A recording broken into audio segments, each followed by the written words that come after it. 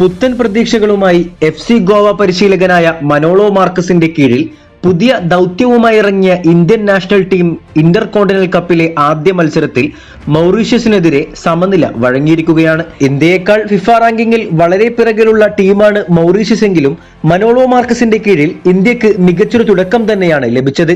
എന്തായാലും മനോളോയുടെ ശൈലി വെച്ച് ആദ്യം അടിത്തറ ശരിയാക്കിയിട്ടായിരിക്കും ഇന്ത്യൻ ടീമിനെ നേട്ടങ്ങളിലേക്ക് എത്തിക്കുക. സോ കുറച്ചുകൂടി കാത്തിരിക്കേണ്ടി വരും. കഴിഞ്ഞ വീഡിയോയിൽ പറഞ്ഞതുപോലെ ബ്ലാസ്റ്റേഴ്സ് അങ്ങനെ 5 താരങ്ങളെ കൂടി ലോണിൽ അയച്ചതായി ഒഫീഷ്യലായി അറിയിച്ചിരിക്കുകയാണ്.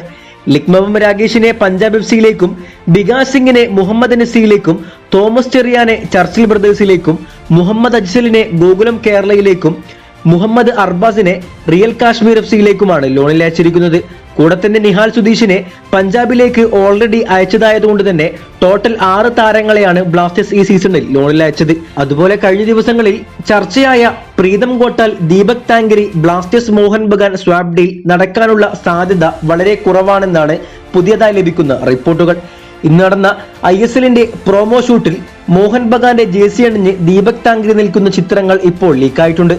സാധാരണഗതിയിൽ അടുത്ത സീസണിൽ ടീമിൽ നിലനിർത്തുന്ന താരങ്ങളെ വെച്ചായിരിക്കും പ്രൊമോ ഷൂട്ടിൽ ISL മീഡിയ ടീം ഉപയോഗിക്കുക. സോ സ്വാപ്പ് ഡീൽ അങ്ങനെ അടപടലം സ്വാഹ. വീഡിയോ അവസാനിക്കുന്നു. കൂടുതൽ കേരള ബ്ലാസ്റ്റേഴ്സ് ISL വാർത്തകളുമായി അടുത്ത വീഡിയോയിൽ കാണാം.